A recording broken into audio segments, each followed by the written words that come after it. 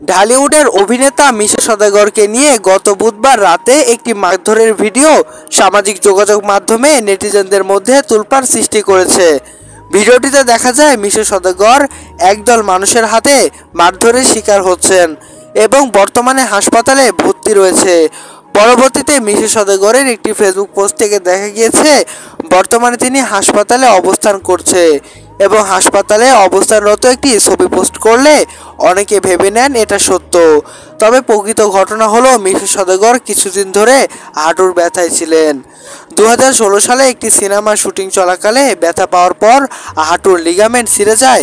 এরপর চিকিৎসা নিয়ে সুস্থ হলেও সেখানে আবারও ব্যথা শুরু হয়। চিকিৎসকদের পরামর্শে দেশের বাইরে যান চিকিৎসা করতে। সেখানে একটি হাসপাতালে তার হাঁটুর অস্ত্রোপচার সম্পূর্ণ হয়েছে। বর্তমানে তিনি বিশ্রামে আছেন এবং সুস্থর পথে যাচ্ছেন। তবে তিনি মারামারির এই ঘটনায় ভিডিও নিয়ে তিনি কথা বলেছেন, আমি আসলেই এটা নয়। আমি জানি আমাকে নিয়ে এই ভিডিওর মাধ্যমে গুজব ছড়ানো হয়েছে, তবে আমি তীব্র নিন্দা জানাচ্ছি।